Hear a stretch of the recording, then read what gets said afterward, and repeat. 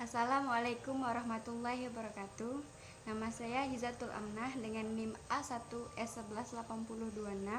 Di sini saya akan membuat video praktek mengajar guna memenuhi tugas akhir semester MK Psikologi Bimbingan, yaitu pemberian layanan informasi dengan tema kiat-kiat menghindari kesulitan belajar. Berikut videonya. Assalamualaikum anak-anak, selamat pagi. Sebelum kita memulai pelajaran hari ini, ada baiknya kita membaca doa agar proses kegiatan belajar mengajar kita pada hari ini diperlancar oleh Allah Subhanahu wa taala. Baiklah, ketua kelas tolong dipimpin doanya. Amin. Semoga dengan berdoa kita dapat belajar dengan baik. Oke. Nah, apa kabarnya hari ini? Alhamdulillah semua baik. Sekarang kita sudah bulan Ramadan ya. Anak-anak ibu puasa kan semuanya? Pinter. Anak ibu sekarang udah pinter pada puasa semua. Meskipun kita dalam keadaan puasa, kita harus tetap semangat dalam belajar, dalam proses belajar. Tidak ada namanya malas belajar karena puasa. Oke. Nah, sebelum itu ibu mau absen dulu. Oke. Hadir semua ya.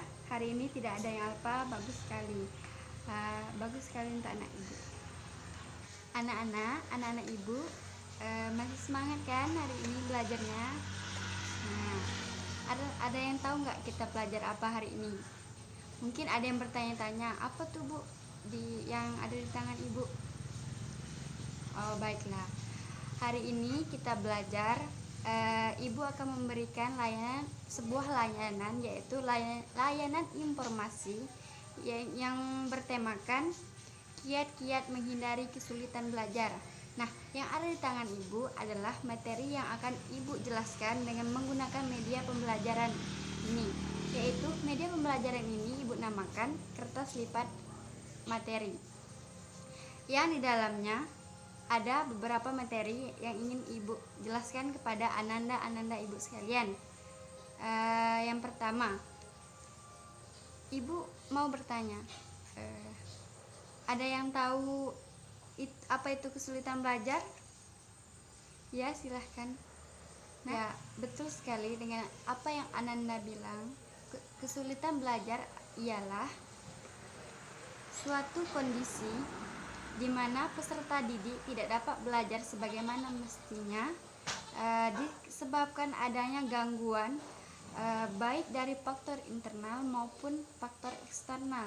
Jadi yang seharusnya kita belajar dengan baik, namun karena adanya gangguan dari faktor dari dalam diri seorang siswa atau luar siswa tersebut, menjadi sebuah gangguan dalam proses belajarnya, sehingga menjadi kesulitan tersendiri baginya untuk mencerna atau mendapat pembelajaran dari gurunya atau dari yang ia pelajari. Nah, faktor tersebut menyebabkan peserta didik tidak dapat belajar dengan baik, tidak dapat menyerap pembelajaran dengan baik. Banyak orang yang mengatakan kesulitan belajar itu berasal dari faktor intelijensi. Namun kesulitan belajar tidak serta-merta karena faktor intelijensi. Dapat juga dikarenakan faktor non intelijensi. Nah, untuk itu agar ananda ibu semua yang di sini terhindar dari kesulitan belajar, ibu mempunyai itu beberapa kiat-kiat menghindari kesulitan dalam belajar. Yang salah satunya yaitu selalu meningkatkan motivasi belajar. Nah, dengan meningkatkan motivasi belajar, kita dapat meningkatkan semangat karena kita termotivasi untuk belajar. Misalnya seperti ini, kita bisa melihat teman-teman kita, teman-teman ananda sekalian yang memiliki nilai atau prestasi yang lebih tinggi bisa menjadi acuan. Nah, aku harus bisa seperti mereka yang mendapatkan prestasi lebih daripada saya. Jadi kita akan berusaha semaksimal mungkin meningkatkan motivasi belajar untuk mencapai prestasi yang lebih baik daripada sebelumnya. Yang kedua yaitu memiliki tujuan dan sasaran yang hendak dicapai. Nah, yang kedua ini memiliki ada sedikit kesamaan dengan yang pertama, yaitu kan memiliki motivasi, selalu memiliki motivasi. Yang kedua ini memiliki tujuan. Nah, dengan tujuan yang ingin dan sasaran yang akan kita capai itu bisa membuat kita lebih semangat belajar dan akan terus mengalami peningkatan belajar. Nah, karena kita memiliki tujuan tadi, kita jadi berpikir termotivasi atau terdorong untuk belajar agar tujuan dan sasaran yang kita buat itu bisa tercapai dengan proses belajar tanpa adanya kesulitan belajar. Nah, yang ketiga yaitu ada ciptakan suasana nyaman dan kondusif saat belajar. Nah, saat belajar hendaknya Ananda sekalian mempunyai suasana yang nyaman, lingkungan yang nyaman, kondusif untuk dapat belajar, sehingga Ananda sekalian dengan mudah menyerap pembelajaran yang diberikan atau yang Ananda pelajari. Nah, terus yang keempat yaitu ada catatlah capaian yang Ananda pernah capai sebelumnya agar itu bisa membuat motivasi belajar Ananda untuk proses pembelajaran yang akan datang. Nah, yang kelima ada ciptakan hubungan harmonis antara guru, teman, dan keluarga agar tidak membebani pikiran dan perasaan. Nah, ini salah satu contoh faktor internal, yaitu dari dalam diri atau lingkungan keluarga, bisa juga ini juga bisa termasuk faktor eksternal. Nah, dengan adanya hubungan harmonis tanpa adanya masalah, itu bisa dapat membuat kita lebih bisa menyerap pelajaran tanpa memikirkan banyak masalah, tanpa adanya aku sedang bermasalah dengan teman-teman, jadi nggak kepikiran tentang itu. Jadi dengan hubungannya harmonis antara guru, dengan menciptakan hubungan dengan guru akan lebih mudah berkomunikasi jika Ananda sekalian tidak memahami pelajaran yang Ananda dapatkan dari guru. Misalnya kita bisa menanyakan kembali apa pelajaran yang tadi ibu menjelaskan tanpa rasa takut, karena kita sudah menjalin hubungan dengan ibu guru tadi tersebut. Nah, itu jika dengan guru. Misalnya kau dengan teman-teman, kita memilih dengan teman-teman, ibu lebih baik berteman dengan orang yang dapat memotivasi belajar kita lebih bagus. Teman-teman itu sangat mempengaruhi dalam pembelajaran.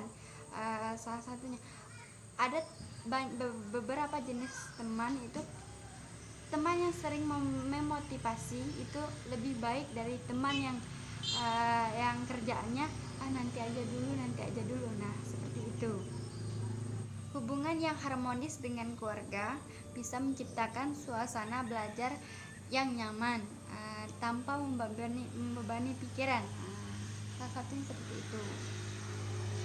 Nah, selain dari beberapa kiat yang Ibu sebutkan, ada juga yaitu dengan mengenali bakat dan minat dari diri Ananda sekalian. Nah, terus ada juga menjaga makanan menjaga makanan agar tidak merusak fungsi intelijensi dari otak. Ada menjaga makanan agar menghindari kerusakan fungsi otak. Nah, selanjutnya juga bisa membuat rangkuman-rangkuman dari pembelajaran yang diberikan guru kepada ananda sekalian dengan mencatat atau merangkum pembelajaran, inti-inti pembelajaran bisa dengan mudah kita mengingat atau memahami inti dari pembelajaran yang diberikan oleh ibu guru. Nah, terus ada juga membuat jadwal atau mengatur jadwal belajar di rumah. Nah, setelah sekolah atau belajar bukan hanya di dalam sekolah, namun di rumah juga harus belajar. Jadi ananda sekalian dapat membuat jadwal atau rencana belajar secara teratur agar tidak mengalami kesulitan belajar. Dengan membuat jadwal itu bisa secara terus menerus, dan ananda sekalian merasa tidak terbebani lagi dengan akan yang namanya belajar, sehingga ananda tersebut sudah merasa pembelajaran tersebut sudah seharusnya dilakukan oleh ananda agar dapat mencapai suatu capaian yang ananda inginkan, agar membuat prestasi yang lebih lagi dari sebelumnya. Mungkin itu kiat-kiat yang dapat ibu berikan kepada ananda sekalian agar dapat terhindar dari kesulitan belajar. Di sini sudah ada yang mengerti, sudah dapat mengerti apa yang ibu sampaikan kepada ananda sekalian. Nah, bagus sekali, ananda telah dapat menerima pembelajaran dengan baik. Itu tandanya berarti ananda sekalian tidak ada yang namanya mengalami kesulitan belajar, karena ananda telah mengerti apa yang ibu berikan kepada ananda. Nah, mungkin penutup yang dapat ibu berikan yaitu